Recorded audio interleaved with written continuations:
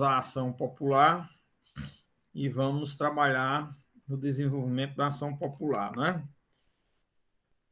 Trabalhamos a ação popular na última aula, exatamente fazendo uma análise do artigo 1º da Lei 4717, combinado com o artigo 5º, inciso 73 da Constituição Federal, a respeito do objeto da ação popular, né?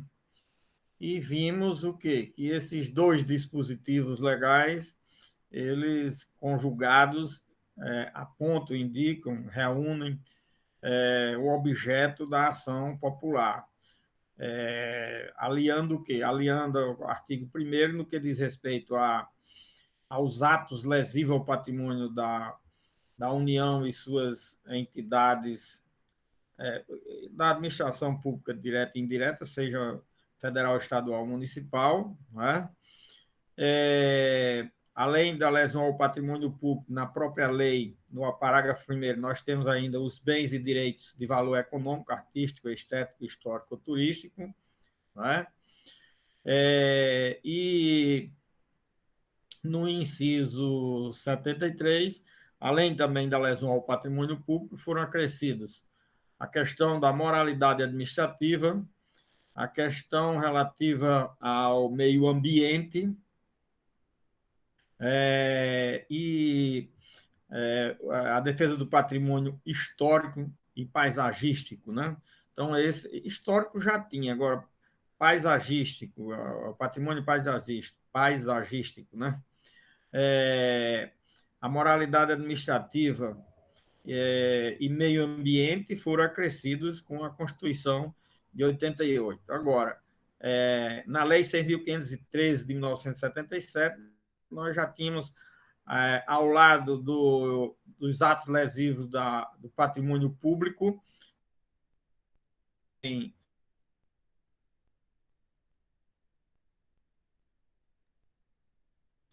esse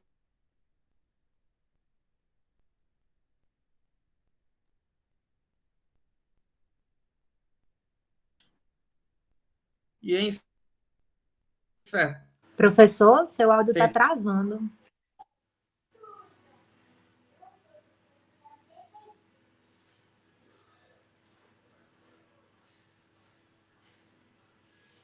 E o patrimônio paisagístico, certo? Então, esses dados aí são os elementos que compõem o objeto da ação popular. Nesse artigo 1º, nós vimos ainda que ele trata da questão da legitimidade ativa. Pois não? Alô? Deu. Alô, Tuína? Tá travando um pouco, professor. O meu Foi, aí voltou tá agora, tá melhor, mas deu umas travadas.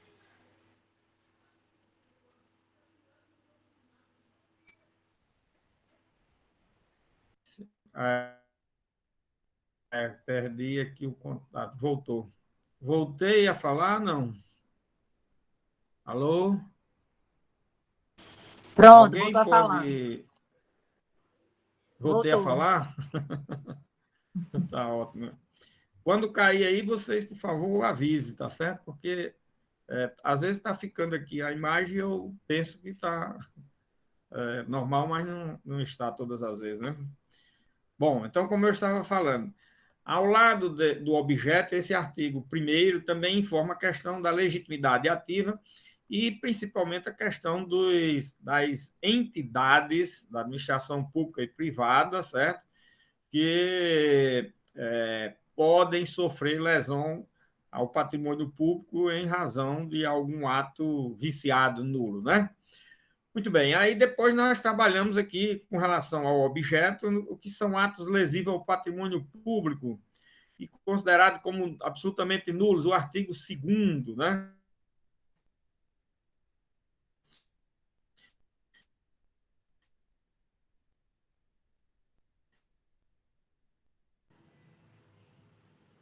Tá travando de novo, professor. Outros elementos, né? travando de novo, é? Deixa eu ver aqui. Alô? Agora Alô, voltou? voltou. Não. Voltou, mas aí tá um pouco instável, sabe? Mas por enquanto tá bom. O problema esse horário dá muito problema de travar, né? Travou de novo agora. Aqui está dizendo, este vídeo está pausado devido ao problema com sua rede. Esse aqui é o grande problema. Você podia tentar entrar e sair de novo, professor.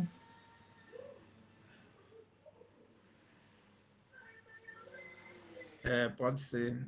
A rede ela está meio instável realmente, entendeu? Tá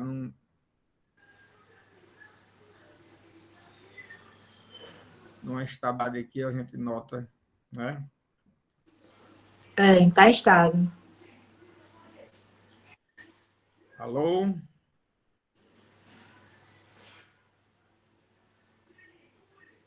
Ainda está? Tá, ainda tá ruim.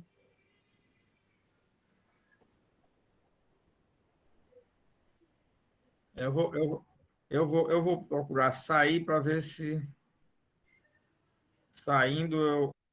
Sério.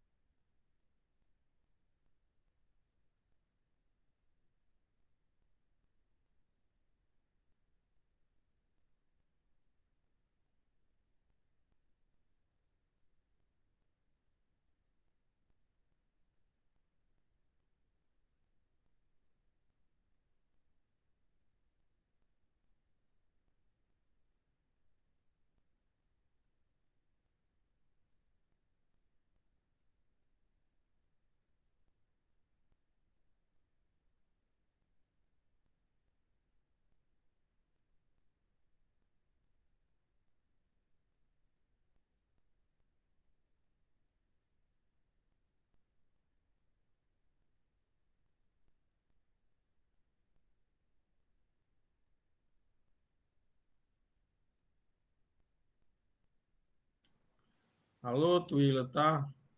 Voltou aí? Voltou. Ouvindo e vendo? Quando você falou agora, faltou um pouco de som, mas vamos ver se vai. Não, mas é porque a câmera estava desligada. É, O microfone, aliás, estava certo. desligado, mas agora está normal, não? Tá normal. Qualquer coisa eu Mudei aviso. aqui, ó, mudei para outra rede para ver se melhorava, melhor, porque tenho duas redes para ver se consegue fazer, mas é complicado esse negócio de internet. Vamos lá. Então, como eu estava falando, então nós tivemos aqui o artigo 2º, não é? Que trata de quê? Da estrutura do ato administrativo essa estrutura no que diz respeito aos elementos que compõem o ato administrativo. Esses elementos que compõem o ato administrativo, eles são de uma importância excepcional, extraordinária, ao ponto do legislador considerar como atos absolutamente nulos. Então, eles implicam em quê? Em declaração de nulidade por parte do juiz. Não é? Muito bem. No artigo 3º, o legislador trabalha os atos relativamente nulos, dizendo como? Dizendo que os atos lesivos ao patrimônio das entidades de direito público ou privado ou das entidades mencionadas no artigo 1º, cujos vícios não se compreendam nas especificações do artigo anterior, serão anuláveis, segundo as prescrições legais, enquanto compatíveis com a natureza deles. Ora, nesse caso aqui, nós temos o seguinte: professor, só pode existir vício para uma ação de uma ação popular se for na estrutura dos atos administrativos, no que diz respeito aos elementos do ato administrativo? Não. Também nós podemos verificar, vislumbrar outros vícios no ato jurídico, no ato administrativo, no ato jurídico de natureza administrativa. Vícios que não estão ou não estão no rol ou não são considerados como de nulidades absolutas, nem estão na estrutura dos elementos do ato administrativo, estão em outros patamares do ato administrativo. Esses vícios são considerados pelo legislador como vícios anuláveis. São anuláveis, cabe também ação popular. Então, o resumo cabe ação popular por atos nulos e atos anuláveis, tá certo? Primeira conclusão desses dispositivos. Segundo, os atos são considerados nulos para efeito de ação popular aqueles que dizem respeito aos elementos essenciais do ato administrativo, certo? Terceiro, aqueles que não estão no rol desses atos, desses elementos do ato administrativo, são considerados como atos anuláveis e também podem ser objeto de ação popular, desde que a prática desses atos implique também em lesão ao patrimônio público. Lógico que não é só nos casos, professor, mas diante de um ato ilegal que não causou lesão ao patrimônio público. Aí depende, se for, por exemplo, com relação a algum aspecto que afeta a questão da moralidade administrativa, que afeta o meio ambiente, que afeta o histórico, paisagístico e daí por diante, pode ser também, independentemente de haver lesão ao patrimônio, objeto de ação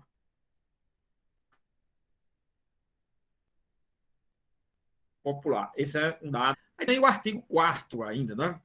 Esse artigo 4º é interessante porque ele indica o seguinte, que são também nulos os seguintes atos ou contratos praticados ou celebrados por quaisquer das pessoas ou entidades referidas no artigo 1º. Ora, aqui dá a entender que existe um outro rol de atos nulos, além do rol indicado no artigo 2º. Esse aqui é um detalhe importante, interessante aqui a ser explicitado. Não é que esse artigo 4º venha acrescentar o rol das hipóteses do artigo 2º. Mas, professor, aí está acrescentando. Aparentemente, sim. Olha o que é a interpretação da lei. Na realidade, esse artigo 4º, ele está, na realidade, exemplificando, é como se estivesse exemplificando situações que estão contidas no artigo 2º. Por quê? Porque, na realidade, todos os atos descritos no artigo 4º são atos que estão contidos em uma ou mais situações do artigo 2º. Como assim, professor? Por exemplo, olha, o inciso 1 logo. A admissão ao serviço público remunerado, com desobediência quanto às condições de habilitação das normas legais, regulamentar ou constante de instruções gerais, e isso é um caso de quê? De nulidade, certo? Agora, é um caso de nulidade em razão de quê? Em razão de um vício de quê? Um vício de forma, primeiro, desobedece às normas, regulamentos, né? E até do objeto, né? De forma... Então, o que é que nós temos aí? Uma situação que está contida dentro de um dos vícios dos elementos do ato administrativo. ou dentro dos elementos do ato administrativo de forma viciada. Então, o legislador aqui, em razão de sua percussiência das situações, ele fez inserir no artigo 4º, na realidade, situações concretas, exemplificativas, que podem ocorrer na prática, em matéria de atos e contratos, que se consubstanciam como um dos vícios do artigo 2º. Por exemplo, no inciso 2, a operação bancária ou de crédito real, quando for realizada em desobediência às normas legais, ora, veja aqui, por exemplo, que a legalidade do objeto e o vício da forma é inobservância incompleta ou irregular de formalidades indispensáveis existentes ou seriedade do ato. Observância incompleta ou irregular de formalidades é que não está de acordo com a lei. Né? Ilegalidade do objeto ocorre quando o resultado do ato importa em violação de lei, regulamento ou outro ato normativo, olha, tá vendo? Ou vício do objeto. O valor real do bem dado em hipoteca inferior ao constante de escritura, isso é desvio de finalidade, isso é vício do objeto do contrato e assim por diante. A empreitada, a tarefa da concessão de serviço, quando o respectivo falta de atendimento à regularidade procedimental, o edital de concorrência for incluído cláusulas ou condições que comprometam o seu caráter competitivo, desvio de finalidade, quebra de regras legais, a concorrência administrativa for processada em condições que impliquem na limitação das possibilidades normais de competição, desvio de finalidade, certo? As modificações ou vantagens, inclusive prorrogações, em favor do adjudicatário durante a execução dos contratos de empreitada, tarefa e concessão, sem que estejam previstas em lei ou nos respectivos instrumentos, está vendo? Vício do objeto. A compra e venda de bens móveis ou imóveis, nos casos em que não é cabível concorrência pública ou administrativa, quando for realizada com desobediência de normas legais, vício de objeto, o preço da compra do bem for superior ao recorrente no mercado, vício de forma, vício quanto ao desvio de finalidade, o preço da venda do bem foi inferior ao ocorrente no mercado, vício de desvio quanto ao desvio de finalidade, a concessão de licença de exportação ou importação houver sido praticada com violação de normas legais, vício do objeto, resultar em execução de privilégio em favor do exportador ou importador, vício quanto à finalidade, a operação de redesconto com quebra ou em desobediência a regulamentos ou constante de instruções gerais, também vício quanto ao objeto, empréstimo concedido ao Banco Central quando concedido em desobediência a qualquer norma legais, vício do objeto, o valor dado em garantia na operação foi inferior, então vício de finalidade, não é isso?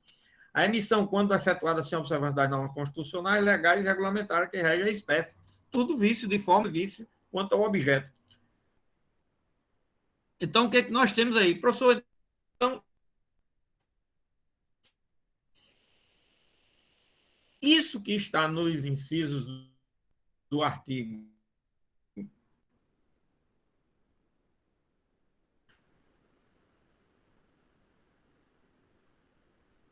quarto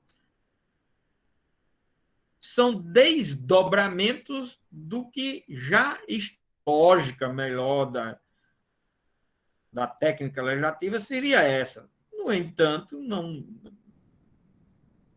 mesmo tendo sido essa, temos que sistematizar a norma exatamente com base naquilo que se coloca no seu devido lugar. Aí aqui nós colocamos, olha, do artigo 1º ao artigo 4º da lei, nós trabalhamos com o quê? Nós trabalhamos com a legitimidade ativa na ação popular, com a espécie de demanda que é a ação popular, com as entidades que podem sofrer lesão ao patrimônio público ou sofrer uma violação a um desses direitos que estão elencados nos artigos 2º, 3º e 4º, certo? E o objeto da ação popular. Principalmente aqui, chamar a atenção para o objeto da ação popular. Não é? Aqui em combinação, em complementação, em integração, em total simetria com o artigo 5º, inciso 73. Olha, se você fizer a leitura só do artigo 5º, inciso 73 da Constituição, lá estão os objetos da ação popular, mas não estão de forma completa. Nós temos objeto da ação popular aqui nesta lei, que não está lá no inciso 73. E nós temos o quê? Objetos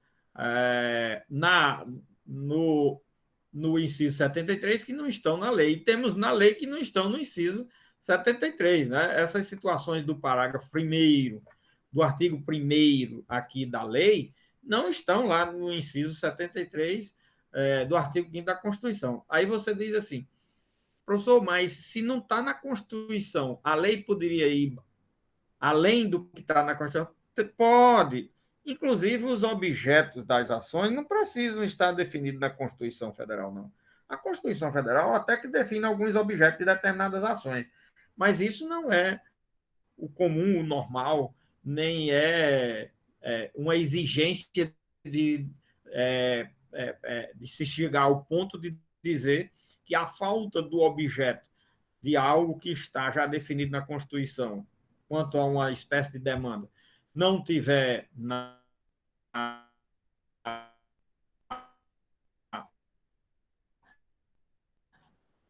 matéria, inclusive, não está nem sequer obrigado a colocar tudo lá. O Constituinte poderia ter dito a ação, o cidadão na ação popular que deverá ser regulamentada por lei. Pronto. Ou é cabível a ação popular na forma da lei. Pronto. O Constituinte podia ter dito isso só. E estava absolutamente apenas tinha indicado que é possível se criar uma ação popular e a lei que regulamenta tudo, porque a matéria é suscetível de ser regulamentada. Uma demanda, um processo é regulamentado por lei ordinária. Repare que nossos processos são regulamentados pelo Código de Processo Civil. No texto constitucional só existem determinados princípios que devem ser obedecidos. O devido processo legal, pronto, o devido processo legal, e é suficiente para dizer que tudo cabe aí dentro desse princípio, que é contraditório, ampla defesa, e vai por aí afora. Certo? E tudo pode ser definido por lei ordinária. Então, esse artigo 1º, 2º, 3º e 4º compreende essas matérias, tem essa abrangência e tem esse sentido. O sentido maior é que aqui nós estamos trabalhando com o primeiro elemento da demanda, que é o objeto, certo? Que é um assunto que está afeto aos sujeitos do processo. Né? Competência é um tema que se conecta, que tem total identidade com sujeitos do processo. Então, você veja, do artigo 1º ao artigo 4º, a gente cuida muito aí da parte do objeto da ação, da espécie de demanda, de tutela, certo? Do sujeito ativo, mas aqui no artigo 5º nós já vamos cuidar de outra figura de sujeito do processo, a competência, quem é competente. Esse artigo é interessante porque ele praticamente tem 2 parágrafos que estão ainda em vigor, mas a cabeça do artigo, com o parágrafo 1º e o 2º, essa matéria já foi totalmente modificada hoje pela Constituição Federal. Esse detalhe é importante, e aqui é só importante uns dados históricos para vocês terem uma ideia na época dessa lei. Essa lei é de 65. Em 65, o Código de Processo Civil era ainda o de 39. Vocês vejam os institutos jurídicos que essa lei fala, muita coisa que é processual dela é com base no Código 39. Depois dessa, você veja, hoje essa lei já tivemos o Código de 74, agora já temos o Código de 2016 e nós temos aí o quê? Já uma lei que já vem sendo trabalhada em 3 códigos, de 39, de 74 e agora de 2016, que tem que ser atado. Então, vocês vejam como nós temos ter cuidado na leitura do texto legal.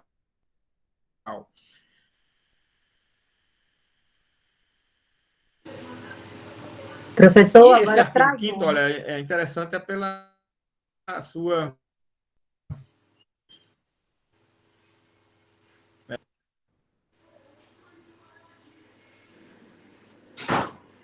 Este vídeo está pausando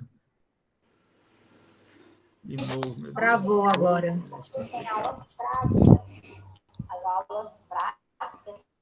Professor, Está pausado se novamente, é?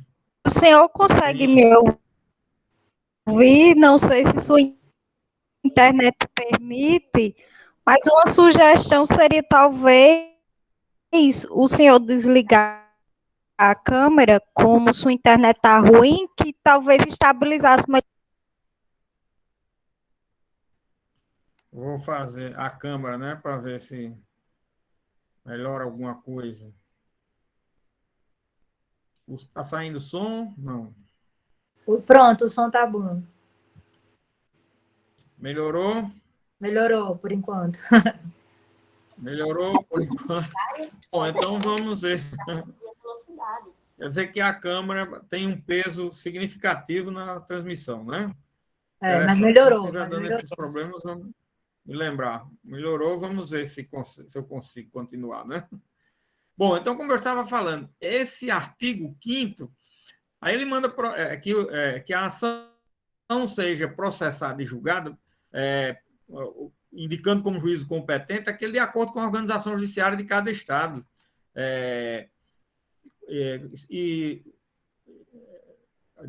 De acordo com a organização judiciária, e for para as causas que interessam a União, Distrito Federal, Estado e Município. O que significa isso aqui, minha gente? É o seguinte, é que na época dessa lei, não existia Justiça Federal. Esse era o detalhe. O que é que nós tínhamos? Nós tínhamos a Justiça Estadual. E na Justiça Estadual, o que nós tínhamos era varas de competência de processos da União Federal. E essas varas eram definidas pela Lei de Organização Judiciária dos Estados, né? Por aí o caminho. Pois bem, isso em 65 ainda. Por quê? Em 66, aí foi criada a Justiça Federal, recriada a Justiça Federal. A Justiça Federal tinha sido extinta em 37 e a Constituição de 88, de 45, não trouxe a Justiça Federal. Aí, quando foi em 67, ela foi recriada, 66, e instalada em 67, certo? Então, já a partir daí, a lei já ficou em desconformidade com o sistema de organização judiciária brasileiro, né? E, logicamente, com a Constituição de 88, isso veio a se acentuar mais, porque a Justiça Federal e toda competência, tudo foi mais bem redefinida na forma do artigo 109 da Constituição Federal. Então, esse artigo 6º, certo? Ele não, artigo 5º, aliás, ele não tem sentido. Aí, no parágrafo 1º e parágrafo 2º, como ele se refere exatamente a essas situações de distribuição de processos nesses órgãos estaduais, logicamente, eles estão totalmente sem aplicabilidade, tendo em vista a revogação por força da nova estrutura da organização judiciária no Brasil. Bom, agora, o parágrafo 3º ele está em pleno vigor. Esse parágrafo 3º ele diz o seguinte: a propositura da ação prevenirá a jurisdição do juízo para todas as ações que forem posteriormente intentadas contra as mesmas partes sob os mesmos fundamentos. Então, aqui nós temos o Instituto de quê? Nós temos o Instituto da... o Instituto da... famoso Instituto da Prevenção, né? Que significa o quê? Significa que a gente pode ter a possibilidade de ser ajuizado uma ação popular e vir outro legitimado ajuizar a mesma ação popular em outro juiz, em outra comarca, em outro estado até, e 2 ou 3 ou 4 poder ajuizar. Então, o que acontece? Essas ações populares não podem ser distribuídas para qualquer juízo. Elas terão que ser encaminhadas para o juízo que conheceu da primeira que foi distribuída. Então, nós temos aí o quê? A prevenção do juízo que conheceu primeiro da distribuição da primeira ação. Tá certo? Esse parágrafo terceiro está em pleno vigor, viu, minha gente? Aí vocês podem até me dizer, questionar. Professor, mas aí a gente, um dia desse, saiu muito aí na imprensa, ações populares ajuizadas em mais de uma vara da Justiça Federal pelo Brasil afora, a respeito de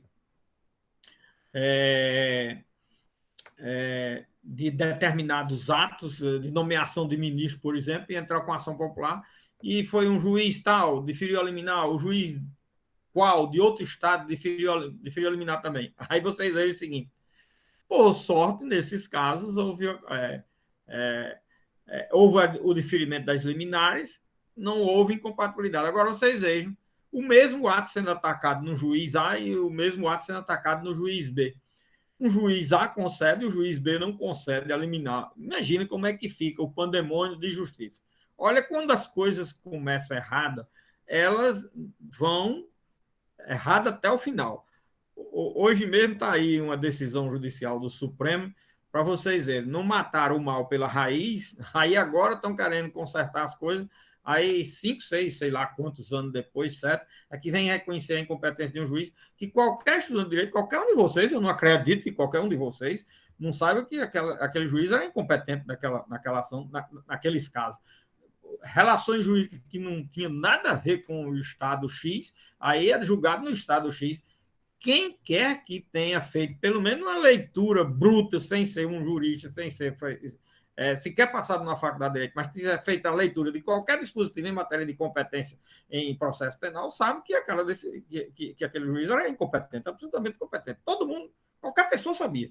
Só não se sabia nas altas esferas federais até agora. Aí agora, também não sei por que, descobriram que isso não é possível. Acho que em algum momento, no primeiro momento e no segundo momento, foi mais por questões outras que não jurídicas. Olha, quando as coisas não andam de acordo com o direito, ou o que pode acontecer? Se tudo estivesse andando de acordo com o direito, seria tudo de acordo com o direito e não haveria esse descrédito, essa total fragilidade do judiciário e não se saber o que é. Não tem o que não se saber. Se sabe demais o que é o direito. Se sabe demais. Agora, ou por ignorância ou má fé, não quer se aplicar as coisas de forma correta, um dia a casa cai. Pronto. São essas coisas que acontecem, viu, minha gente? E que eu vivo falando aqui em toda aula. Toda aula eu chamo atenção para esses aspectos. Pois bem, é o mesmo caso aqui. Vocês vejam, a prevenção, o juiz é prevento. Como é que outro juízo pode conhecer de uma ação dessa? Infelizmente, essas ações que eu falei, dei exemplo, são ações que estão na mídia, que do liminar levava o nome do juiz a todo o Brasil. Então, vai ser por isso, exatamente, que cada um quer uma ação nas suas mãos para ser noticiado. E todos deferiram liminar, porque deferir liminar é a exceção à regra. Entendeu?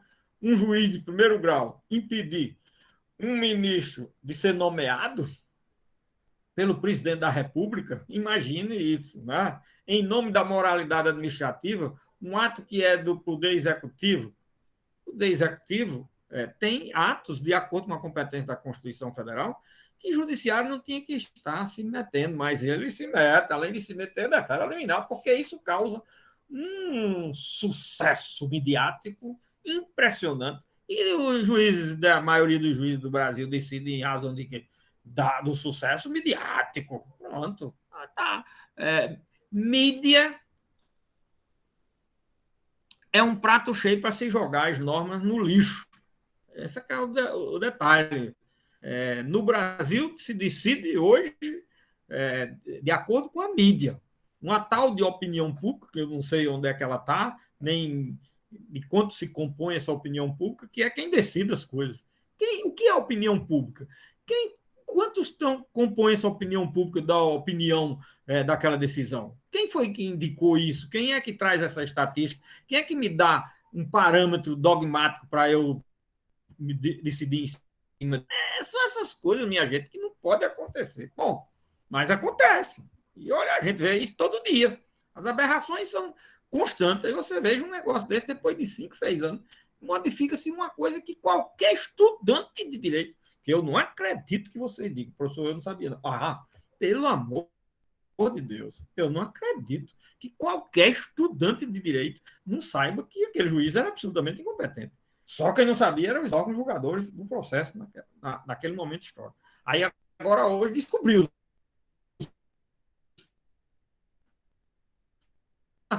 Descobriu-se, não tem nada descoberto. Hoje, o direito que deveria ser aplicado na origem, só. Aí não teria havido absolutamente nada. Absurdo, imoral, estúpido, tinha sido um juiz competente, não era aquele, não tinha havido um bocado de coisa que depois foi ser acusado de ter havido. Quer dizer, vocês vejam como as coisas são simples quando se não quer complicar. Agora, quando se faz errado, aí vai complicando e complica até o fim. Essa que é a realidade, minha gente. Quem enfrenta direito tem que resolver as coisas direito. Se você é um profissional de direito e age na área de direito, você tem que resolver de acordo com o direito. Você não pode estar resolvendo de acordo com a opinião pública, nem com o que você acha, nem com o que você entende, não. É de acordo com o que dita as regras jurídicas. E aí não há erro. As coisas acontecem absolutamente com a maior normalidade possível. Tá certo? Muito bem. Esse parágrafo terceiro é a questão da prevenção, que só pode existir um juízo para decidir a mesma demanda. Até porque, outro detalhe, o objeto das ações coletivas, como nós vimos, tudo é objeto que diz respeito a direitos difusos. Uma das características do direito difuso, eu espero que vocês tenham colocado lá e explicado isso bem direitinho, né? É a indivisibilidade do direito. Agora, imagine ficar 2, 3 juízes, cada um decidindo de uma forma diferente. Um direito indivisível. Pode uma coisa dessa? Só pode ser um juiz que pode decidir isso, minha gente. É como a história dos efeitos da sentença do artigo 16 da Lei da Ação Civil Pública, que nós vimos, eu falei no Supremo, que o Supremo falei na última aula que o Supremo, quando a gente estava na aula, o Supremo estava terminando de alcançar o quórum, pelo menos de já dizer que o artigo é inconstitucional. A questão dos limites da competência é inconstitucional. Mas é claro que aquilo é inconstitucional. Aliás, eu diria que aquilo não é nem inconstitucional, aquilo é inaplicável à norma até pela natureza das coisas. Aquilo é tão incongruente. Não terminou o julgamento, mas já tem o quórum suficiente para dizer que o artigo 16, com aquela expressão que foi inserida, nos limites da competência do juiz, aquilo vai sair da norma. Não era para ter entrado, mas entrou, então que se tire. Muitos anos depois, 94, a lei de 97, imagine, são quantos anos? 20 e tantos anos é que vem declarar a inconstitucionalidade ou a imprestabilidade ou a ineficácia da norma, 20 e tantos anos depois, 24, quase 24 anos depois. Pois é, essas coisas que demoram a acontecer. Mas é elementar, são coisas muito elementares. Certo? Bom, o parágrafo 4º é um assunto que eu já falei aqui só não tinha dito onde era na ação popular o artigo. Agora nós estamos sabendo. No artigo 5º, parágrafo 4º, na defesa do patrimônio público caberá a suspensão liminar do ato lesivo impugnado. Nós temos o que aqui? O Instituto da Liminar na ação popular. Olha, eu já falei a vocês que o Instituto da Liminar, Hoje ele é conhecido como tutela de urgência. Tutela de urgência, as tutelas de urgência no sistema processual hoje, elas são antecipatórias ou de natureza cautelar, certo? Mas isso é uma linguagem do novo código, isso é uma linguagem criada nos últimos 20 anos. Essa lei é de 1965. Nessa época não existia, nem se falava de negócio de tutela antecipada, nem de tutela de urgência, nem de tutela cautelar, nada. A linguagem era outra nessa época. Aqui, na época que existia, nem existia a ação cautelar. Existia a cautelar e a liminar. No código, esse aqui é o código de 39.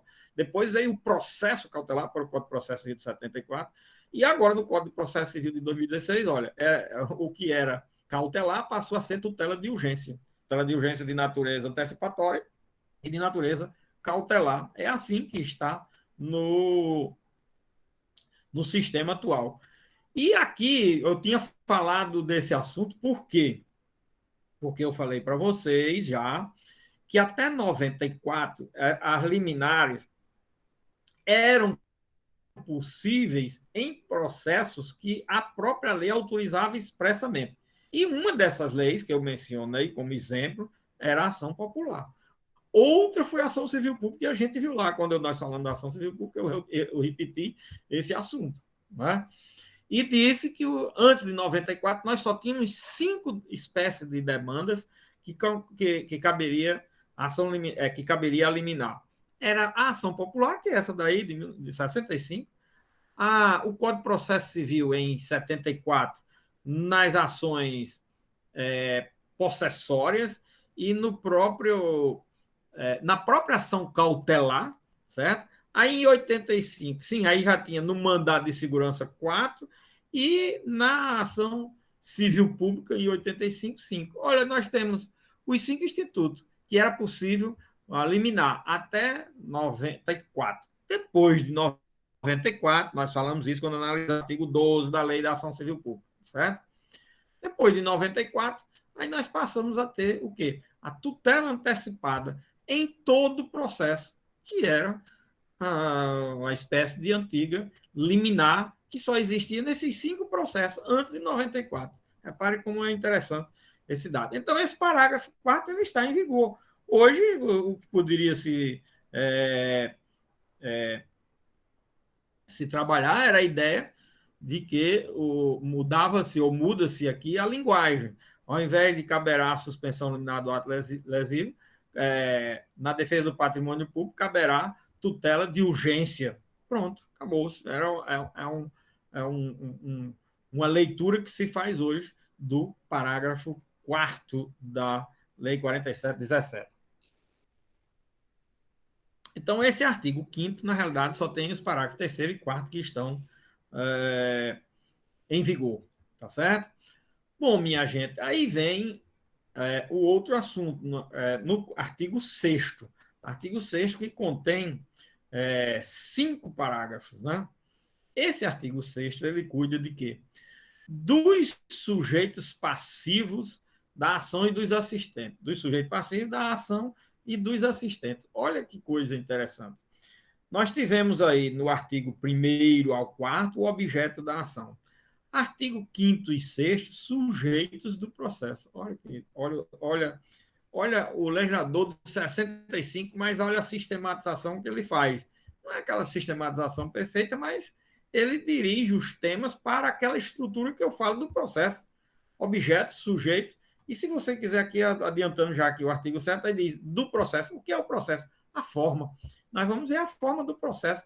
O procedimento da ação popular, no artigo 7, nós vamos ver isso, tá vendo? Bom, aqui o artigo 6º cuida dos sujeitos passivos. Lá no artigo 1º, nós temos o sujeito ativo, né? Legitimado ativo da ação popular. Aqui nós temos os sujeitos passivos. É esse assunto, o artigo 6º, que faz com que a ação popular ela seja de pouca utilidade prática em muitos casos. Fica absolutamente impossível se ajuizar a ação popular, por força desse artigo 6º. Esse artigo 6º ele precisa ser modificado e até hoje não houve ainda suficiente interesse do Congresso Nacional para adaptar essa ação popular a uma ação coletiva, com a estrutura do processo coletivo. Por quê? Porque esse artigo 6º ele foi elaborado com a ideia voltada ao processo individual. Aí, quando as coisas são tratadas no processo coletivo, com institutos do processo individual, naquilo que é da essência da ação, olha, os sujeitos do processo, é da essência do processo coletivo ser diferente. O objeto do processo na ação coletiva é da sua essência ser diferente do processo individual. São outros objetos da ação civil, da ação coletiva em relação à ação individual. São outros sujeitos da ação coletiva em relação à individual. Então, não dá para você trabalhar esses dois assuntos trazendo, misturando com temas relativos ao direito individual com o coletivo. E aqui, o atraso na ação popular se dá hoje ao seu pouco uso ou impossibilidade de uso da ação popular em determinadas situações, é exatamente por força desse artigo 6º. Olha o que aqui diz esse artigo. A ação será proposta contra as pessoas públicas ou privadas e as entidades referidas no artigo 1º contra as autoridades, funcionários ou administradores que houverem autorizado, aprovado, ratificado ou praticado o ato impugnado, ou que, por omissas, tiverem dado oportunidade à lesão e contra os beneficiários diretos do mesmo. Olha, você veja que tem que trazer como sujeito passivo da ação popular uma quantidade de gente aí enorme que, em determinadas ações populares, fica absolutamente inviável. Vejam a seguinte situação para poder configurar isso aqui. Vamos admitir uma ação popular contra um ato administrativo, de uma decisão administrativa tomada pelo Congresso Nacional. Não foi pela mesa do Congresso, foi pelo Congresso aprovado no pleno do Congresso Nacional. O que vai acontecer? Todos os deputados e senadores têm que ser cientificados por essa ação. Imagina aí, deputado e senador não escorrega nadinha, né? Para você citar esse povo todinho. Aí você tem que citar outro órgão que tiver autorizado, o chefe do setor não sei o que lá, o que tiver ratificado,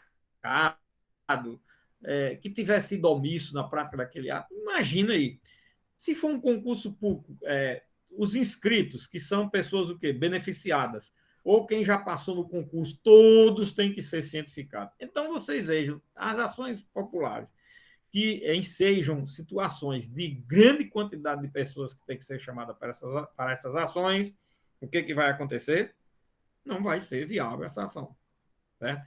Por isso que, na prática, essas ações hoje estão sendo utilizadas em situações bem peculiares, esses casos que eu mencionei de nomeação de ministro, porque envolve ali poucas presidente da República, o ministro, tal, ou qual que a nomeação foi assinada só por 2 ou 3, e mais outros, sei lá, outras autoridades que por ali tenham trabalhado no processo administrativo, são poucos os legitimados, passivos, né?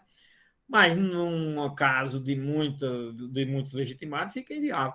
E aí essas ações populares são muito utilizadas, às vezes, nos municípios, porque nos municípios também tem uma menor complexidade no que diz respeito às autoridades que participam do ato, a não ser naqueles casos que envolvam concursos públicos, certames, certo? Aí são mais difíceis de se utilizar a ação popular. Pois bem, em razão dessa circunstância, é por isso que o legislador termina, nos dias atuais, dificultando de forma considerável a ação popular e até a sua inviabilidade prática. Não é inviabilidade jurídica, é inviabilidade prática.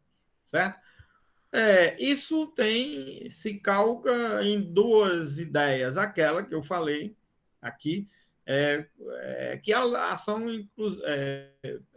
foi estruturada com a ideia voltada para o processo individual. Tanto é que, o que é isso daqui que significa? O apego àquela ideia da teoria da legitimidade ordinária.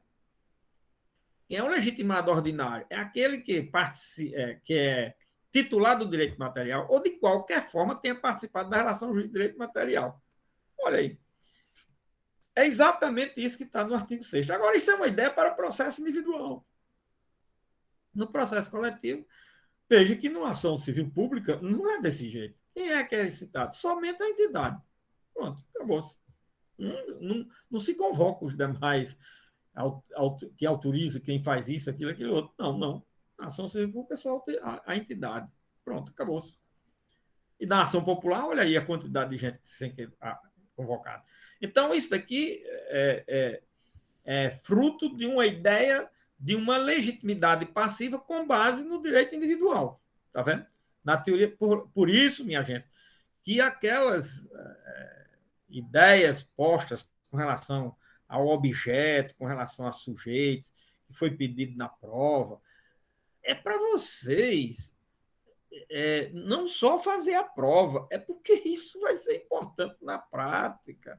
Isso vai ser importante para o resto da vida. Aqui não é uma coisa para fazer prova, não, tirar uma nota, não. Isso daí é o mínimo. Isso daí é o mínimo, o mínimo. Isso é tão insignificante que não tem nem sentido quase ao final, porque na realidade aqui é para vocês aprenderem que como isso vai ter reflexos sérios quando não se sabe das coisas, certo? Bom, então aqui a primeira ideia é essa, é que foi concebida uma legitimidade passiva com base no processo individual, ou dos institutos do direito processual individual. Primeiro ponto. Segundo ponto, a cientificação de todos que, de uma forma ou de outra, participaram ou são interessados na demanda, têm interesse ou são beneficiados com a relação jurídica, tem base exatamente naquelas ações coletivas do sistema americano, nas ações de classe do sistema americano. O que é que nós vimos aqui? Nós vimos que, no sistema americano, eu citei essa situação, as ações de classe elas têm sucesso em alguns estados dos Estados Unidos. Por quê? Porque, primeiro, cada estado tem um código de processo civil próprio lá. É assim. A autonomia do processo em cada estado. Então, alguns estados não exigem a cientificação de todos. Aí o que acontece? Nesses estados, a ação coletiva funciona com certa eficiência. E na Justiça Federal de lá, eu já falei também esse assunto aqui, vou repetir para vocês entenderem porque quando eu falo que a ideia foi concebida sob a visão de um processo individual, ou quando eu comparo com outro processo de outro país, como é o caso aqui, vocês saberem o porquê das coisas.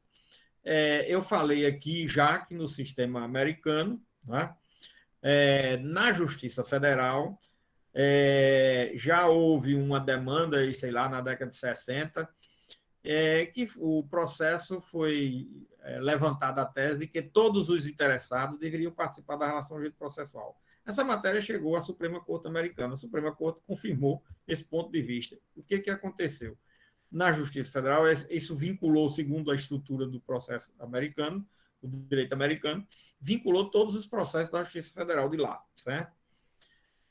Para esse caso, eu não sei se lá é assim a regra em tudo, mas que nesse caso vinculou para a Justiça Federal. O que terminou acontecendo? Na Justiça Federal lá quase não existe nenhum processo coletivo, ação de classe. Por quê? Porque para cientificar todos, e vinculou essa decisão e não se derrubou até hoje, não se modificou, já tem décadas aí. E, na prática, o que terminou acontecendo? As ações de classe americana não se utilizam na Justiça Federal. Por quê? Porque todos os titulares do direito precisam ser cientificados. Olha aí, é o caso da nossa ação popular. A nossa ação popular ela foi muito calcada no modelo das ações de classe americana. Eu já falei isso para vocês no que diz respeito à legitimidade da ação popular. Como foi que foi escolhida a legitimidade da ação popular? O cidadão foi escolhido por quê? Espero que vocês tenham colocado isso na prova e explicado bem direitinho, né? Imagino, duvido que um tenha feito isso. Mas o legitimado na ação popular foi escolhido no sistema jurídico brasileiro como legitimado com base na teoria da representação adequada do sistema americano. Não é isso? Eu vou ver quantas provas de vocês têm isso lá, certo? Mas isso era para botar na resposta. a legitimidade no processo da ação popular. Né? A legitimidade do processo na ação popular foi calcada na ideia do sistema americano, das ações de classe americana. Por quê? Porque, teoricamente e abstratamente e matematicamente, o cidadão é titular de uma fração de uma lesão ao patrimônio público. Por quê? Porque o patrimônio público pertence a toda a coletividade. Então, qualquer cidadão tem uma fração de direito lesado ou lesionado de acordo com o que diz a Constituição e a lei. Como ele tem uma fração, ele é titular dessa fração e representa os demais cidadãos da coletividade brasileira. Então, foi escolhido por essa ideia. Eu falei disso aqui. Então, vocês vejam, essa escolha da legitimidade ativa foi com base na teoria da representação adequada do sistema americano. A questão da cientificação de todos no processo é baseado no processo da ação de classe americana. Por quê? Porque há total e absoluta coincidência desses institutos jurídicos aqui e lá. E essa ação, vocês vejam como o sistema americano, o direito americano é extremamente individualista, né? Tanto é que, por exemplo, o controle de constitucionalidade lá não é concentrado, o controle de constitucionalidade lá é difuso. A ação individual tem que ser ajuizada. Lá não tem controle de constitucionalidade concentrado, né? Só tem o difuso. Até nisso, o modelo foi criado lá e, logicamente, eles prestigiam e também é muito individualista, porque é preciso, só quando há ajuizamento de uma ação por um dos legitimados nessa ação. Não é? Pois bem, no sistema americano, né, nós temos essas características da cientificação de todos, né, da legitimação com base na teoria da representação adequada, o sistema da ação popular, que nós temos a teoria da representação adequada na legitimidade e temos a cientificação de todos. Olha como se baseou muito no sistema americano. Por quê? Essa lei é de 65. Não se estudava, não tinha notícia, informação, dados, elementos a respeito de processo coletivo no Brasil nessa época. Né? Então, foi-se buscar fontes de conhecimento aonde? O que existia no mundo da época divulgado e acessível era as ações de classe inglesas e que tinham sido copiadas para o sistema americano. Era o que se conhecia. Com base nessas ideias é que houve a criação da ação popular. Está vendo? É por aí que as coisas funcionam, ok? Então, esse artigo 6º, minha gente, tem todo esse volume de informações, tá certo?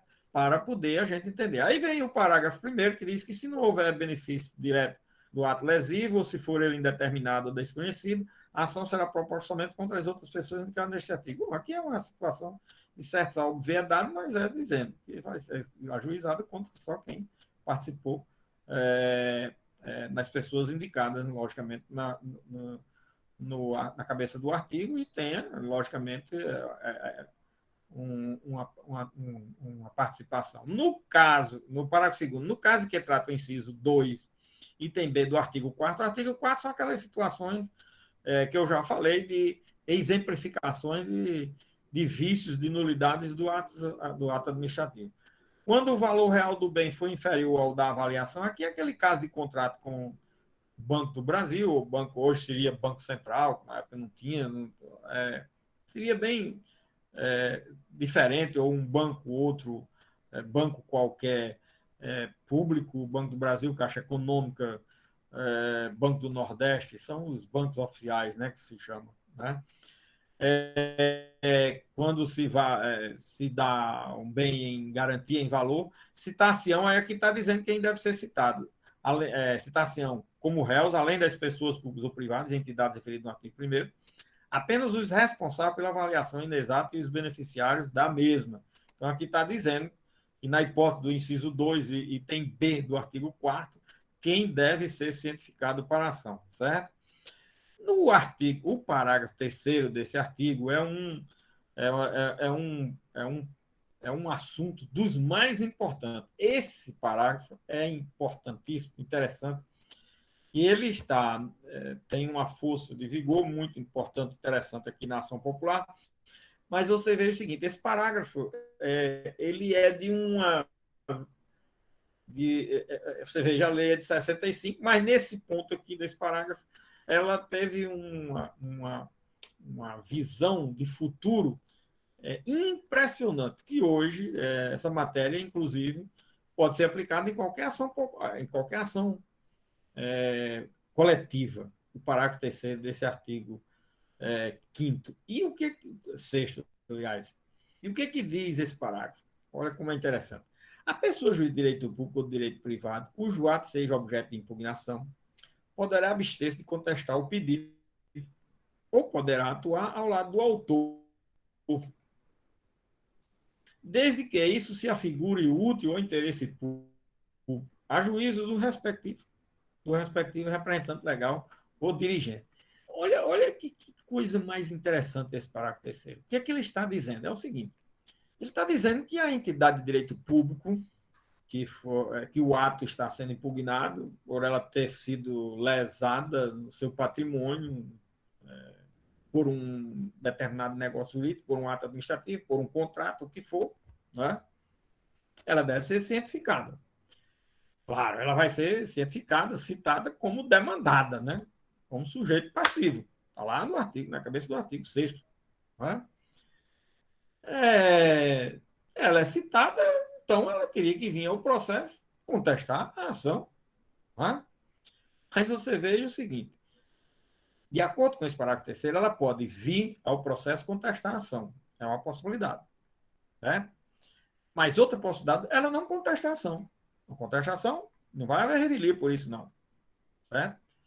Uma terceira possibilidade, ela vem ao processo não para contestar, mas sim para se aliar ao autor da ação, ou como litisconsorte ou assistente. Litisconsorte do autor da ação. Como é, professor? O réu vem como autor? O réu vem como autor. Não entendi. Pois é. Na ação popular, em qualquer processo coletivo, isso é possível, minha gente.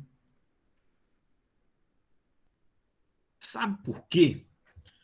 Que é um detalhe interessante. Aqui, o que tem de relevante não são os sujeitos do processo em si. Uma coisa o autor da ação, que tem lá a sua fração, como eu já expliquei aqui, titular de direito, mas essa fração é tão insignificante que na prática não existe, isso só existe de forma matemática e teórica, abstrata. Né? Outra coisa é a pessoa jurídica que sofreu a lesão, aparentemente é a pessoa jurídica que sofreu a lesão. Não, ela praticou o ato, mas a lesão nem é do autor da ação, ou tem só a sua fração, nem é da pessoa jurídica, porque o bem não é da pessoa jurídica. O patrimônio público que uma pessoa jurídica administra é de quem? É da coletividade. O titular do direito não tem nada a ver com as partes do processo. Isso é da natureza do processo coletivo. Aqui eu já expliquei dezenas de vezes. Não é?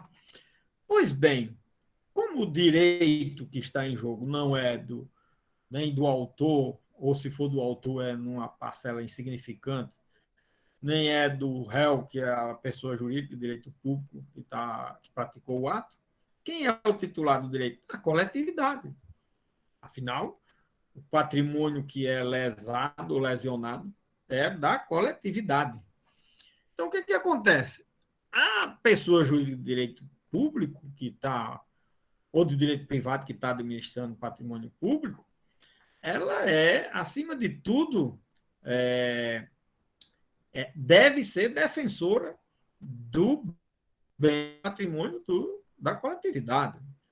Às vezes ela dá lá suas mancadas, vamos chamar assim, né? E no Brasil parece que, pelo que se tem de notícia, como dá, né? Bom, aí o que acontece?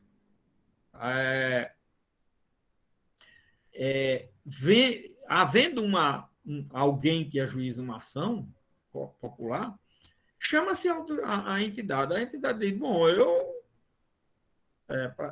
eu posso até defender o ato, porque se foi quem está representando aquela entidade, se foi a mesma pessoa que praticou o ato, lógico que ela vai contestar, dizer que está correto o ato.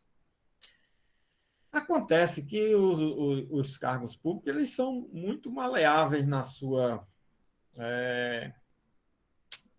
mudança, né? O que pode acontecer é que, na hora que a ação é ajuizada contra uma entidade de direito público, até a hora que a ação era ajuizada, o representante dessa entidade era quem tinha praticado realmente o ato. Acontece que isso pode ter mudado. Quando a citação chega nas mãos da entidade, quem está na presidência, chefia, ou respondendo por aquela entidade, não é mais aquela mesma pessoa, é outra. Talvez a outra tenha saído exatamente porque tinha praticado um ato que não está suspeito como sendo ilegal. E aí quem vem, não vem para defender o ato, vem para também dizer que quem saiu estava errado. Aí vai vir fazer o quê?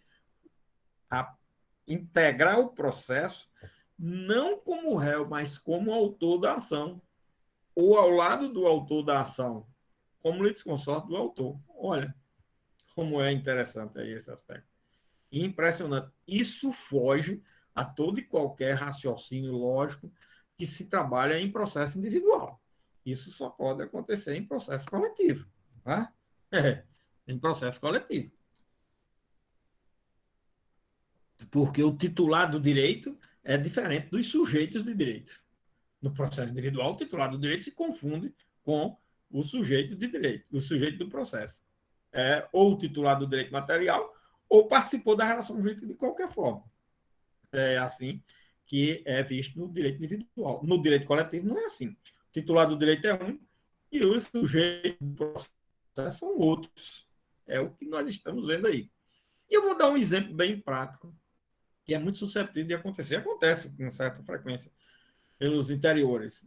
Né? Em épocas de eleições municipais, a oposição começa a pressionar a administração pública e a questionar os atos que são praticados. Todo contrato, todo negócio jurídico que o município faça, a oposição fica ali em cima, dizendo que é ilegal, que é isso, aquilo outro, lesão ao patrimônio, alega tudo. Então, muitas das vezes vai a juíza determinadas ações populares, ali no movimento, no período de eleição, durante o processo eleitoral, ou logo depois, ou antes, no ano da eleição. E aí, vamos dizer que seja lá já no final do ano, ajuiza uma ação popular. Essa ação popular é distribuída, vai para o juiz defere ou indefere a liminar lá com pedida que fez, mas manda citar. Recebe a petição e manda citar. Uma citação em comarca do interior e uma situação em processo pelo Brasil afora, pode demorar 2, 3, 4, 5, 6 meses, não é uma coisa muito difícil, é meio rotineiro. Então, o que acontece? Às vezes, o autor da ação é candidato a prefeito, termina sendo candidato a prefeito, ganha a eleição. Quando ele chega no município, quando ele assume a prefeitura, dias ou meses depois, ele recebe a citação como prefeito, porque ele agora é o representante da entidade. Olha, tá vendo? Ele agora é o representante da entidade. Ora, aí ele era o autor da ação. Você acha que ele vai contestar essa ação?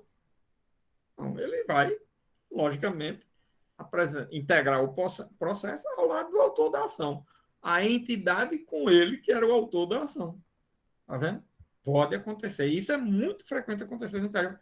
Ou mesmo que não seja mesmo o autor da ação tenha sido outro, mas o autor da ação era alguém da oposição, que a oposição ganhou, chega agora o novo prefeito e diz, não, isso aqui é correligionário, está do nosso lado, ele está certo, eu vou integrar o processo, mas não como réu, e sim como autor e integrar o processo como litisconsorte ou como assistente do autor. Estão vendo aí o detalhe? Esse parágrafo terceiro, sim, é de uma visão, naquela época, em 1965, impressionante e voltado, aí sim, para o interesse, agora aqui baseado no quê? No interesse coletivo. Baseado no interesse coletivo, terminou se ajustando a uma situação de processo coletivo. Está vendo como é interessante? Baseado no interesse coletivo, terminou a situação se ajustando a um processo coletivo.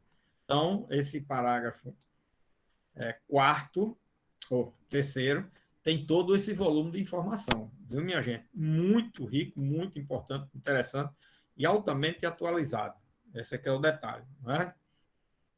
Bom, e depois tem o parágrafo quarto. O Ministério Público acompanhará a ação, cabendo-lhe apressar a produção da prova, tá? E promover a responsabilidade civil ou criminal dos que nela incidirem, sendo-lhe vedada em qualquer hipótese assumir a defesa do ato impugnado ou dos seus autores. Aqui é muito interessante a figura do Ministério Público. O Ministério Público logicamente, quando ele não pode ser o autor da ação, ele não é legitimado ativo na ação popular, mas ele é chamado para integrar a ação. A ideia logo inicial, que é da ação, de responder à ação, de integrar a ação, é que ele integraria como custos legis. Mas ele vem como custos legis? Não, olha, sendo-lhe vedado em qualquer hipótese assumir a defesa do ato impugnado ou dos seus autores. Tá? E isso significa dizer que ele, na realidade, é mais um assistente do autor do que um órgão independente que atua como custos legis. Professor, mas por que isso? Porque nós vamos ver mais na frente, eu vou só dizer isso, o Ministério Público, apesar de não poder ser legitimado ativo na ação popular, mas ele pode assumir a condição de legitimado ativo na ação popular. Esse aqui é o detalhe, certo? Ele pode assumir a condição de legitimado ativo da ação popular. Nós vamos ver mais na frente. E aí nós vamos conectar as coisas quando nós trabalharmos esse dispositivo, tá certo? O Ministério Público atua dessa forma e ele, como atua dessa forma, então ele também tem que acompanhar a questão da produção da prova, né? Promover responsabilidade civil ou criminal de quem esteja em falta, porque, afinal de contas, está se trabalhando com um ato que está imputando de absolutamente nulo ou relativamente nulo. Pode ser que esse ato implique em outros campos de responsabilidade, não só para responder uma ação popular, implique em outros campos de responsabilidade. Então, ele também acompanha a questão da possibilidade da prática do ato implicar em outros campos de responsabilidade, principalmente penal, e por improbidade hoje também, que nessa época não tinha ação de improbidade, mas hoje já tem, não é? Muito bem. Aí o parágrafo 5º é facultado a qualquer cidadão habilitar-se como litisconsorte o assistente do autor da ação popular. É interessante aqui porque qualquer cidadão pode ajuizar a ação e qualquer cidadão pode integrar a relação jurídica como litisconsorte ou como assistente do autor da ação. É isso que está autorizando o parágrafo 5º do artigo 6º da Lei 4717, certo? Muito bem. Aí nós temos, olha, os sujeitos passivos da ação e dos assistentes na ação popular. A análise de todo o artigo 6º, ok? Aí nós temos, naquela sequência, objeto, artigo 1º ao 4º, sujeitos, artigos 5º e 6º. Aí vem processo, artigo 7º, que é o quê? Forma. A forma pelo tipo de demanda e como é que se desenvolve essa demanda. Qual o rito, qual o procedimento? Pois é, isso é o quê? Forma. E olha o artigo 7º, o que diz, né? Do processo. Aqui o título dado pelo legislador é do processo. Artigo 7º. A ação obedecerá ao procedimento ordinário. Lógico que hoje não tem mais, pelo Código de Processo Civil atual, um procedimento ordinário. O procedimento é comum, né? Mas aqui era o Código de 39, tinha o procedimento ordinário. O procedimento era ordinário, certo? E tinha os procedimentos especiais. O Código de 39 era procedimento ordinário e procedimentos especiais, certo? O Código de 74 tinha o procedimento ordinário, o procedimento sumário, o procedimento sumaríssimo, certo? E os procedimentos especiais. Isso tudo estava no Código de 74, certo? O atual só tem procedimento comum e procedimentos especiais. É bem diferente. Bom, esta ação, na realidade, de acordo com a atual estrutura do Código, ela poderia ser considerada como uma ação de procedimento especial, vamos dizer assim. Mas ela manda que seja como se fosse pelo procedimento comum, observada as seguintes normas modificativas, quer dizer, observar determinadas situações que tiram o rito comum de um processo. A realidade é essa que está indicando o legislador. Indica um rito, mas, ao mesmo tempo, aponta diferenças desse rito. E aí diz, o que é que tem de diferente aqui? Aí nós temos o seguinte, inciso 1, ao despachar inicial, o juiz ordenará, além da citação dos réus, a intimação do representante do Ministério Público. Olha, intimar o representante do Ministério Público não é para toda ação, mas a ação popular exige. Então, já modifica um pouco aí o procedimento, né, a forma do processo. A linha B. A requisição às entidades indicadas na petição inicial dos documentos que tiverem sido referidos pelo autor, bem como a de outros que se lhe afigura necessário ao esclarecimento dos fatos,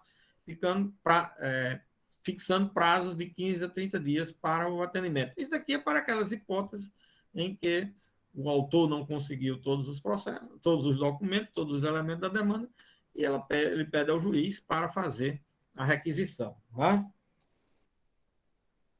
Vimos que existe essa possibilidade, né? Em seguida, vem um parágrafo primeiro. Esse parágrafo primeiro diz o seguinte: o representante do Ministério Público providenciará para que as requisições a que se refere o inciso anterior sejam atendidas dentro dos prazos fixados pelo juiz. Repare que eu já falei aqui desse Instituto da Requisição. O Instituto da Requisição implica em responsabilidades quando eles não são atendidos, né? Porque é um dever funcional de quem é requisitado algo apresentar esse algo que é requisitado. No caso aqui, é documentos, informações, etc. E no parágrafo 2º diz, se os documentos informados não puderem ser oferecidos nos prazos assinados, o juiz poderá autorizar a prorrogação dos mesmos no prazo razoável. Então, o juiz pode prorrogar esse prazo, e se o juiz não prorrogar, ou prorrogando também não sendo cumprido, o Ministério Público, na forma do parágrafo 1º, poderá providenciar algo para as requisições, inclusive verificar a questão de responsabilidade por não ter atendido a requisição. Cabe ao Ministério Público. Aí, em seguida, vem o inciso 2. E aí, aqui, antes de continuar esse inciso 2, eu chamo a atenção para uma questão de técnica legislativa da época. Repare como é esse artigo 7. Vem o artigo 7, né, o inciso 1, as linhas A e B. Aí depois tem o parágrafo 1º e o parágrafo 2º do inciso 1. E em seguida, inciso 2, inciso 3, inciso 4, inciso 5, inciso 6º e um parágrafo único do inciso 6º. Olha como era a técnica legislativa da época. Os incisos eram mais importantes do que os parágrafos. Então, depois do artigo, vinham os incisos. E os parágrafos eram subdivisões dos incisos. Repare como é interessante. Inciso 1, parágrafo 1º e 2º, tá vendo? Inciso 2, 3 e 4 não tem, e 5 não tem parágrafo. Inciso 6 tem um parágrafo único. Olha como era a técnica legislativa. Cuidado para, quando for fazer a leitura, saber aqui que a técnica legislativa era essa. Então, artigo 7º, inciso 1, um parágrafo com suas alíneas e parágrafos. Aí, inciso 2, quando o autor o preferir, a citação dos beneficiários far-se-á por edital, com prazo de 30 dias. Aqui, o legislador deu a oportunidade de que todos os interessados que sejam aliás, que sejam os beneficiários da demanda, como às vezes esses beneficiários são dezenas, centenas ou milhares de pessoas, que seja feita a citação por edital, certo? E aí o restante do inciso é dizendo como é que é feita essa publicação por edital, o prazo começa a correr e tudo. Publicação será gratuita, deverá iniciar-se no máximo 3 dias após a entrega na repartição competente. Aqui é o seguinte, é porque antigamente não é mais assim. Antigamente os editais eram elaborava-se, fazia-se o edital, em seguida levava-se para uma repartição, que era o órgão oficial do Estado, para ser publicado. Isso não existe mais. Então, aqui está redigido como se fosse, né, esse formato. Né? Hoje, os diários são eletrônicos do próprio Poder Judiciário, é publicado no mesmo dia. No mesmo... E aqui dá um prazo de 3 dias para publicar, porque, às vezes, esses editais, esses expedientes do Judiciário eram levados para esse órgão de imprensa e passava dias, meses lá para ser publicado. Imagina, os despachos do juiz eram assim, as coisas eram difíceis, minha gente. Inciso 3. Qualquer pessoa beneficiada ou responsável pelo ato impugnado, cuja existência ou identidade se torne conhecida no curso do processo, antes de proferir a sentença, deve, a final, for descoberto alguém que deveria ter sido citado e não foi. Mas agora se identificou essa pessoa, fulano não foi cientificado, então tem que ser citado. E aí, sendo citado, ele vai, logicamente, responder ao processo, certo? Com todas as garantias de defesa, vai ter o prazo de contestação, vai produzir a prova que ele entende que deve ser produzida. O processo reinicia toda a instrução com relação a esse sujeito da relação jurídica que passou a integrar o processo agora. A garantia do devido processo legal para quem integra o processo em momento posterior, tá certo? É o que dita o inciso 3º do artigo 7º, né? Salvo isso, se ocorrer, logicamente, alguém que se alegue ser beneficiário do ato e não ter sido citado, mas se a citação tiver ocorrido por edital, ele foi citado, então não há essa oportunidade, certo? Terminado o prazo da contestação, quando foi publicado por edital, todos foram considerados citados de forma ficta, né? Que é a cientificação por edital tem essa natureza, e, logicamente, não pode ser alegado que houve cesseamento de defesa. No inciso 4, o prazo de contestação é de 20 dias. Nesta época, o prazo de contestação era 10 dias. Aqui já deu um prazo em dobro de 20 dias. Depois, com o Código de 74, é que o prazo de contestação passou a ser de 15 dias. Hoje ainda continua sendo, né? Mas aqui deu 20 dias e ainda prorrogáveis por mais 20. Era o que foi uma vantagem que o legislador deu, tendo em vista a quantidade de interessados, a complexidade da matéria, às vezes, uma série de fatores que implicam em que o prazo não seja também tão exíguo, né? No inciso 5º, caso não requerido até o despacho sanedial, a produção de prova testemunhal ou pericial, o juiz ordenará a vista às partes 10 dias para alegações, sendo-lhe os autos conclusos para a sentença. 48 horas após a expiração desse prazo, havendo requerimento de prova, o processo tomará o rito ordinário. Esse inciso é muito interessante, porque aqui tem uns dados históricos muito importantes para se entender esse inciso. Era o seguinte: como eu já falei, esta lei foi editada na época do Código de 39. Não é? Como foi na época do Código de 39? O Código de 39, toda ação era. Toda ação era.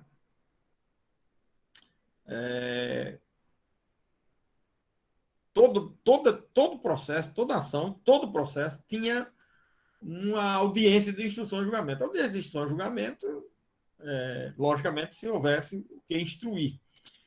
Em 90% dos processos, como são hoje também, não havia produção de prova, mas tinha que haver audiência. Todos os processos tinham que haver audiência.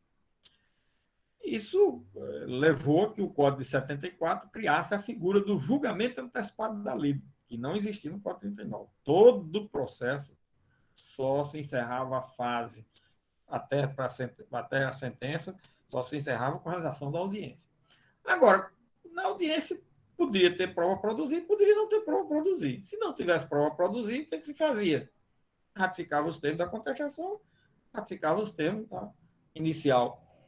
Pronto, era isso só. Não tinha prova produzida, a prova produzida era documental, já estava no processo, tinha outro meio de prova. Isso era denominado no foro de papagaio. Papagaio por quê? Era uma repetição. Tinha que haver audiência. Audiência, todo processo tinha audiência. Esse era o detalhe. Mas a maioria das audiências não tinha instrução a fazer, não tinha prova a produzir. Então, fazia-se o quê? Apenas uma ratificação dos termos da inicial, termos da contestação. Como isso era uma repetição muito constante, frequente, chamava-se, denominava-se isso no foro de papagaio. Eram repetições, né? Então, para vocês terem uma ideia de como eram as coisas no Código de 39 ainda, certo? Bom, então, aqui, na realidade, com relação à ação popular, que é de 65, o Código de Processo da época era de 39, aqui já estava havendo um avanço extraordinário. É que foi criada a possibilidade da ação popular, desta ação popular regulamentada nessa lei, naquela época, já poder haver um julgamento antecipado da lei. Como, professor? Olha, caso não for requerido até o despachante da produção de prova testemunhal parcial, o juiz, olha aí, o juiz não marcava audiência. Fazia o quê? Abria a vista às partes para fazer as alegações, umas alegações finais em 10 dias. Aí o processo era concluído para a sentença em 48 horas. Isso era já um embrião do julgamento antecipado da lei que veio a ser criado no Código de 74. Isso 10 anos depois, né? 9 anos depois teve o Código Novo, e aí, nesses 9, 10 anos, foi exatamente criado o julgamento antecipado. Talvez esse inciso 5º do artigo 6º, 7º da lei tenha sido o embrião para a criação do Instituto do Julgamento Antecipado da Lei, certo? Porque aqui nós estamos diante de uma situação em que há julgamento antecipado da lei, o que não existia no processo civil daquela época. O Código de Processo Civil não tinha essa possibilidade, não tinha essa previsão, tá certo? No inciso 6º, aí nós temos o seguinte: a sentença, quando não prolatada em audiência de instrução e julgamento, deverá ser proferida dentro de 15 dias do recebimento dos autos pelo juiz. Quer dizer, ali quando expira o prazo de conclusão do juiz, aí começa a correr o prazo de 15 dias para que o juiz profira uma sentença. Se o juiz, aí o proferimento da sentença, além do prazo estabelecido no parágrafo 1, aí o parágrafo 1 do inciso 6º, parágrafo 1 do inciso 6º, diz o quê? O proferimento da sentença, além do prazo estabelecido, privará o juiz da inclusão em lista de merecimento para promoção durante 2 anos e acarretará a perda para efeito de promoção por antiguidade de tantos dias quanto forem os do retardamento, salvo motivo justo declinado nos autos e comprovado perante o órgão disciplinar competente. Aqui é interessante, o juiz tem 15 dias na forma do inciso 6º para proferir a sentença no processo da ação popular, depois que o processo é concluído ao juiz, certo? Agora, se o juiz não proferiu no prazo de 15 dias, vamos dizer que ele vinha proferir 60 dias depois, 60 dias depois ele atrasou o que aí? 45 dias. Esses 45 dias ele será descontado para efeito de promoção por antiguidade. Então, a antiguidade dele vai reduzir 45 dias. Se ele veio proferir 6 meses depois, tem que desconto no tempo de promoção por antiguidade. E promoção por merecimento fica suspenso durante 2 anos. Não pode fazer promoção por merecimento. Bom, isso é o que está como regra nesse parágrafo único. Mas o juiz pode justificar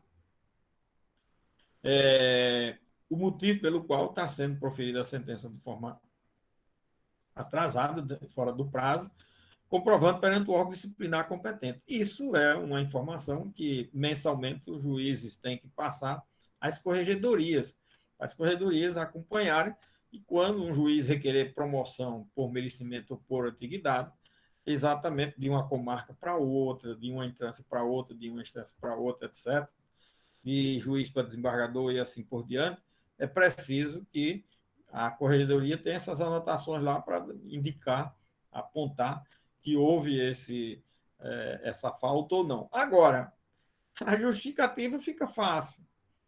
Isso acontece na prática, sim. Tem um quadro nas correições, nos relatórios. Os juízes mandam um relatório para as corregedorias mensalmente. Tem que mandar o relatório de sentenças que foram proferidas, despacho, processo que foi distribuído, quantos foram despachados, quantos tem concurso, tudo. Todas as informações tem lá, só para encher aquilo tudinho para enviar essas informações. E de ação popular tem. Ação popular ajuizada tem concurso desde quando? Tudo. As ações que têm ritos especiais, vem a cobrança em quadros próprios para tudo isso, certo? Bom, quando é que um juiz pode justificar o atraso no julgamento? É fácil hoje, muito fácil. Com o acúmulo de serviço, então os processos são colocados em ordem. Então, ele vai para uma ordem. Ele vai só para uma fila de preferência legal. Olha, aqui das ações populares, tem quantas? Tem tantas. Então, vai para a fila das ações populares. Tem prazo aqui para ser proferido. Se eu tenho muito processo, na fila está grande, e tem muito processo para julgar, e esse processo da ação popular está no meio está numa fila com muitos processos, então eu vou apenas justificar isso, dizer que o processo foi concluído, mas tinha já tantos processos concluídos, e nesse período já foi proferida ainda tantas sentenças, mas não foi possível chegar à vez de julgar essa ação popular, tá certo? E aí estará justificada a questão relativa ao retardamento, né, ou não proferimento da sentença no prazo estabelecido pela lei. Tá certo? Muito bem. Aqui fica agora, a partir do artigo 8º, né? Professor, sim. Boa noite, tudo bem? Boa noite, tudo bem. Boa noite aos demais. Professor, só fiquei com a dúvida, eu esperei o senhor concluir aí o artigo 7º. Pois não. Só voltando um pouquinho, a relação ao parágrafo 3º do artigo 6º. Aquela situação onde o réu ele pode se tornar, ele pode atuar com o autor. O autor, aí na prática, assistente ou litisconsorte, exato. Isso. Pode dizer. Eu fiquei imaginando assim na vida real, né? Como seria assim no processo. Ele sai do polo passivo, é isso? Vai para o polo ativo, ou ele continua no polo passivo, mas atuando ao lado do autor. Do autor. Presta atenção. Dentro do processo, você olhando, não vai modificar nada. Ele continua lá na petição inicial como sendo réu do processo, tá certo? Acontece que, olha, a ideia vem do seguinte. Um processo, porque a gente tem muito... É muito boa essa sua pergunta, porque a gente tem na nossa mente formado o seguinte: um processo de autor e réu. Não é isso que vem na nossa mente, não é?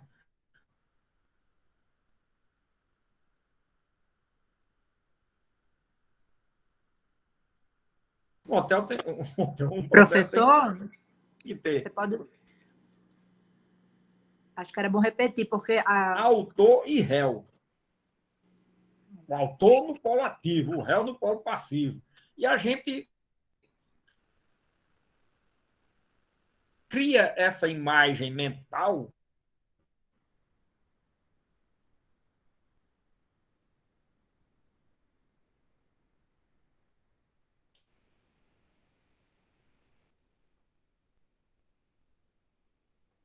Alô, pessoal? Tá me ouvindo?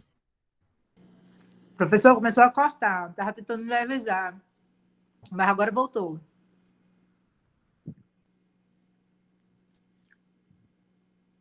Eu acho que não voltou, não, então. Pois é isso. Voltou? Voltou. Conexão de novo, perdi aqui. Olha, ficou mais nítido não, o som quando você... Ainda está ruim? tentando retornar. Alô, alô? Tá ruim, eu acho que não voltou ainda, não Professor, retornou voltou, totalmente. mas continua travando. Dando umas travadas. Alô, alô? Continua? Tá dando para Não. escutar. Isso, agora tá dando para escutar. Melhorou um pouco. Melhorou Então, sim. como eu estava falando, nós firmamos desde lá, na teoria geral do processo, aquela ideia estruturada na nossa mente de que o processo tem que ser autor e réu.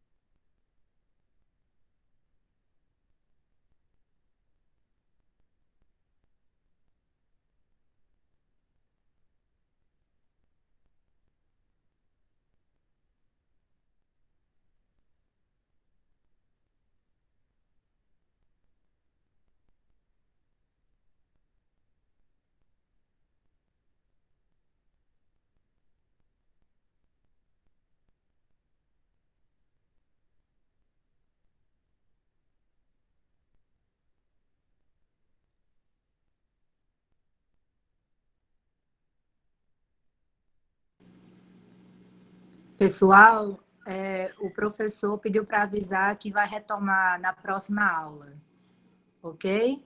Ele colocou um aviso lá no cigarro, não, desculpa, no WhatsApp. Certo? Boa noite a todos.